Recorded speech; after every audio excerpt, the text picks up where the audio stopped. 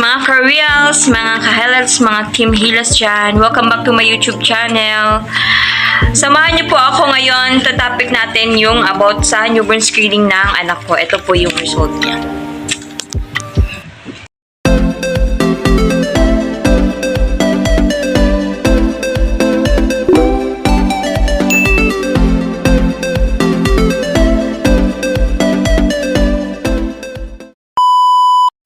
Nung pumunta po kami sa center, ni-referral po kami doon sa malaking center dahil nung saan po ko nanganak sa Line-In, binigyan niya po ko ng letter na referral, doon na lang po daw kami magpa-newborn screening sa malaking center.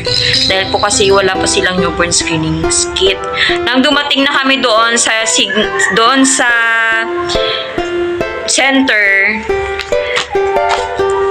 pagkalaman niya na ilang months na yung anak ko is 4 months na siya. Magpa 5 months na nga po yun siya. Sabi niya pa, tatawag niya muna po daw muna sa pinaka-head nila yung kung makapag-newborn screening po daw yung baby ko.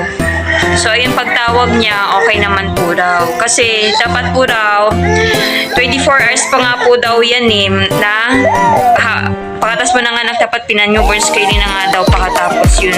Sabi ko po kasi sa kanila, wala po kasing newborn screening kit.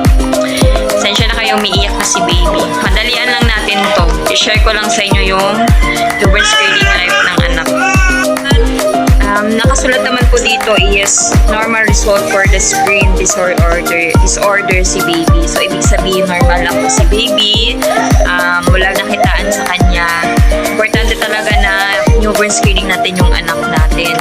Kasi, para malaman natin kung normal ba si baby or hindi. At saka, huwag nyo rin pong kalimutan na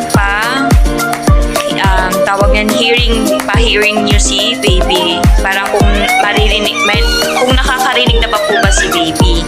So, mga dating yun, 1 month, 2 months din yun eh. Hindi ko alam po sa like namin, medyo date lang po. Pero, yung result naman ni baby, pasa naman niya eh. Kasi, nakakarinig na rin po siya. So, yung newborn screening niya, okay naman po. Yung nakalagay dito, newborn screening result, yun. Normal lang naman po yung result niya dito. Lahat po. So, importante po talaga na may newborn screening yung baby natin. Umiiyak na yung baby ko. See yun!